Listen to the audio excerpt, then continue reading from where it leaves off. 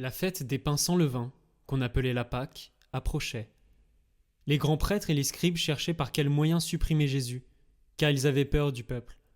Satan entra en Judas, appelé Iscariote, qui était au nombre des 12.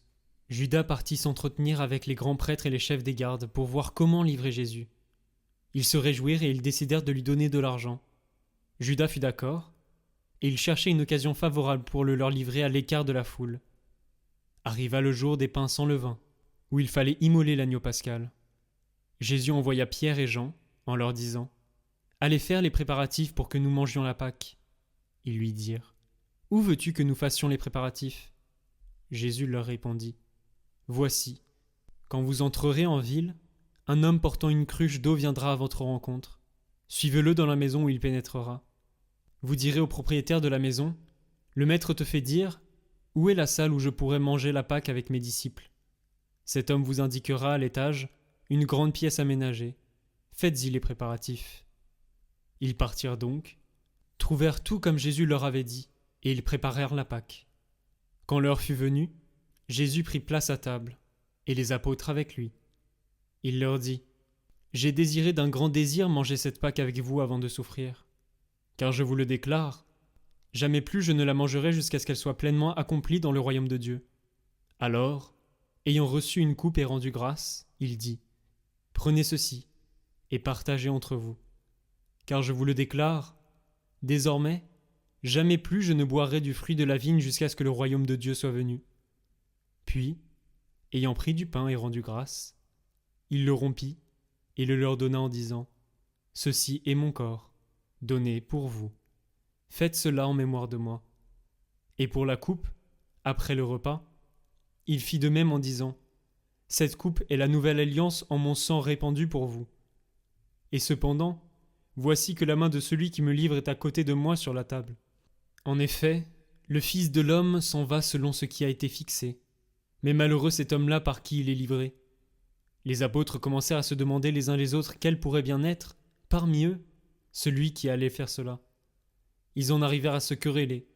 Lequel d'entre eux, à leur avis, était le plus grand ? Mais il leur dit « Les rois des nations les commandent en maîtres, et ceux qui exercent le pouvoir sur elles se font appeler bienfaiteurs. Pour vous, rien de tel.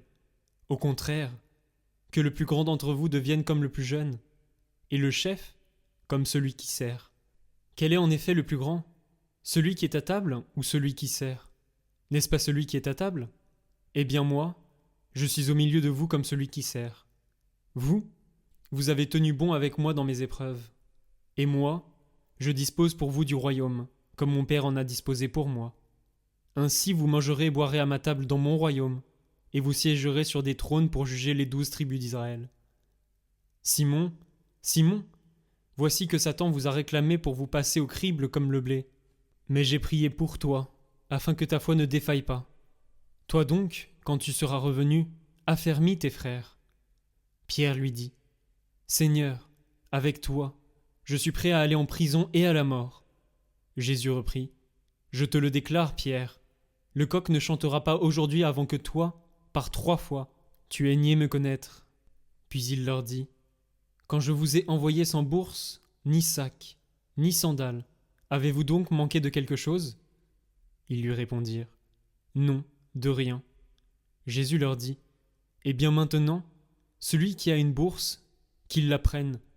De même celui qui a un sac, et celui qui n'a pas d'épée, qu'il vende son manteau pour en acheter une. Car je vous le déclare, il faut que s'accomplisse en moi ce texte de l'Écriture. Il a été compté avec les impies.